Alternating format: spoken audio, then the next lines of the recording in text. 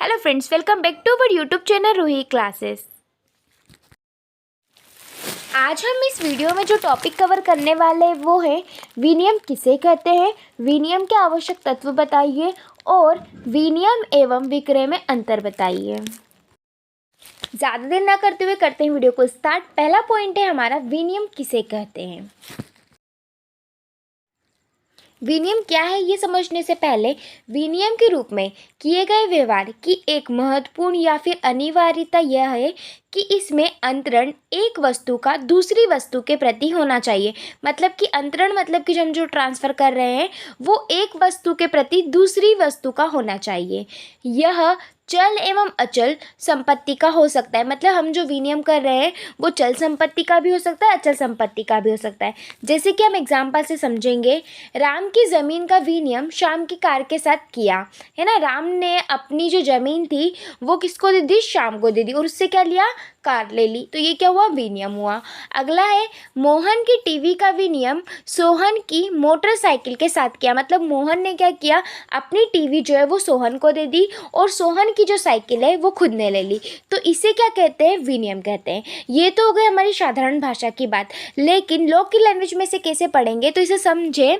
तो जहाँ दो व्यक्ति आपस में एक दूसरे के प्रति स्वामित्व के बदले स्वामित्व का आदान प्रदान करते हैं तो इसे अंतरण को विनियम के नाम से पुकारा जाता है। मतलब कि जब दो व्यक्ति है अपनी किसी चीज़ का आदान प्रदान आपस में करते हैं तो इसे क्या कहते हैं, विनियम कहते हैं। अब हम देखेंगे हमारा सेकंड पॉइंट जो है विनियम के आवश्यक तत्व, जिसमें कि कुछ पॉइंट्स है। पहला है दो पक्षकार, दूसरा संपत्तियां, तीसरा स्वामित्व का अंतरण, चौथा एकरूपता, पांचवा रजिस्ट्रीकरण, छठा कब्जे का अंतरण। विनियम का पहला आवश्यक तत्व है दो पक्षकार। विनियम में दोनों पक्षों को संविदा करने के लिए सक्षम होना चाहिए। साथ साथ दोनों पक्षों में अपनी अपनी संपत्ति देने की क्षमता होनी चाहिए।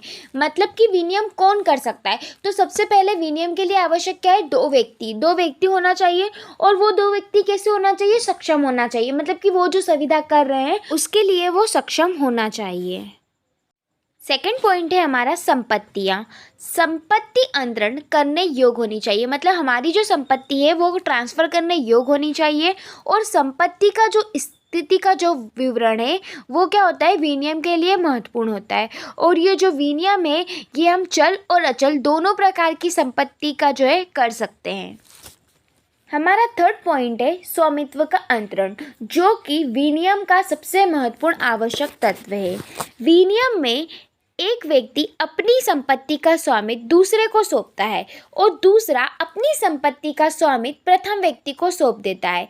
यदि संपत्ति के स्वामित्व का अंतरण नहीं होगा तो वह विनियम नहीं कहलाएगा। मतलब कि इसमें क्या होता है, जो संपत्ति है उसका हमें स्वामित्व क्या करता है, पहला व्यक्ति दूसरे को सौंपता है और दूसरा व्यक्ति क्या करता है, अपनी संपत्ति का स्वामित्व जो है वो पहले व्यक्ति को सौंपता है, और जो कि विनियम का एक महत्वपूर्ण आवश्यक तत्व है।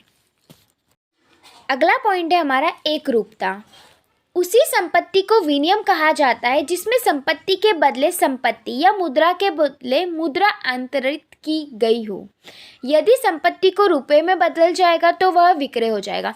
मतलब कि इसमें क्या है, हम जो विक्रय कर रहे हैं वो एक जैसा होना चाहिए। जैसे कि हमने किसी को संपत्ति दी है तो उसे भी बदले में संपत्ति देना होगी, मुद्रा दी है तो बदले में मुद्रा देनी होगी। ठीक है, यदि हम किसी को संपत्ति दे और वह हमें बदले में मुद्रा दे, मतलब पैसे दे, तो ये विक्रय कहलाएगा। मतलब कि सेल कहलाएगी, विनियम नहीं। अगला पॉइंट है हमारा रजिस्ट्रीकरण। इसमें क्या है, यदि हमारी संपत्ति जिसका हम विनियम कर रहे हैं वो 100 रुपये या इससे अधिक है तो उसे हमें रजिस्ट्री कराना पड़ेगा। यदि हम उसकी रजिस्ट्री नहीं कराते हैं तो वह जो है प्रवर्तनीय नहीं होगा। अगला पॉइंट है कब्जे का अंतरण। इसमें क्या होता है, तो जो विनियम है वो कागजी कार्यवाही से पूर्ण नहीं होता। मतलब हमने अगर कागज पर लिखा पढ़ी कर लिए, इससे जो है विनियम पूर्ण नहीं होता, बल्कि इसमें क्या करना पड़ता है, हमें विनियम के लिए कब्जे को भी देना जो है वो एक आवश्यक तत्व जो है माना जाता है। मतलब विनियम के लिए हमें उसका जो कब्जा है उसका भी अंतरण करना होगा। अब हम पढ़ेंगे हमारा लास्ट पॉइंट जो कि है विक्रय एवं विनियम में अंतर। तो सबसे पहले हम देखते हैं विनियम। विनियम क्या है, तो विनियम में किन्हीं दो संपत्तियों के हितों का परस्पर आंतरिक किया जाता है। विक्रय में मूल्य के रूप में धन दिया जाता है। सेकंड पॉइंट है विनिमय में मूल्य संपत्ति के बदले संपत्ति के रूप में ही दिया जाता है। विक्रय में मूल्य जो है वो सदैव धन के रूप में दिया जाता है। अगला लास्ट पॉइंट है हमारा विनिमय करते समय संपत्ति के बदले संपत्ति का ही अंतरण किया जाता है, जबकि विक्रय के मामले में संपत्ति के बदले धन या मुद्रा के बदले मुद्रा नहीं बदला जाता, अपितु विक्रय के मामले में संपत्ति को सदैव धन से ही बदला जाएगा, जिसे कि कीमत कहा जाता है। मतलब हम सेल कर रहे हैं कुछ चीज़ तो हमें उसके बदले धन ही देना पड़ेगा, जिसे कि हम क्या कहते हैं, कीमत कहते हैं। हमारा जो टॉपिक था विनिमय किसे कहते हैं वो यही ख़त्म होता है। आई होप आपको वीडियो अच्छी लगी हो। Thanks for watching this video.